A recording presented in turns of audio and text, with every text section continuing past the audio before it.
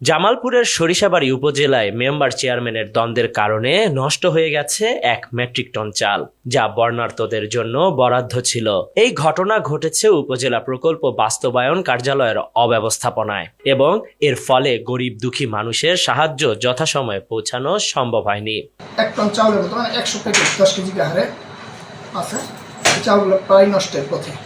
এই সাধারণ যে বন্যার সময় ক্ষতিগ্রস্ত হয়েছে তাদের জন্য আসছে, দেওয়া হয় নাই। চেয়ারম্যান মেম্বারদের কলহের যে একটা দ্বন্দ্ব, সেই দ্বন্দ্বের জন্য দেওয়া হয়নি। মঙ্গলবার বিকেলে সরেজমিন দেখা যায় উপজেলার ডোয়াইল ইউনিয়ন পরিষদে জমে থাকা চালের বস্তাগুলো মেঝেতে পড়ে রয়েছে।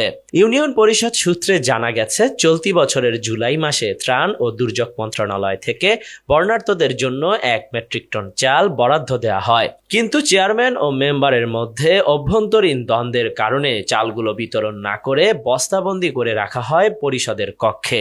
এদিকে উপজেলা প্রকল্প বাস্তবায়ন কর্মকর্তার কোনো তদারকি না থাকায় চালগুলো দীর্ঘদিন ধরে এভাবে পড়ে থাকে, যার ফলে প্রায় 10 কেজি করে শতাধিক চালের প্যাকেট নষ্ট হয়ে গেছে।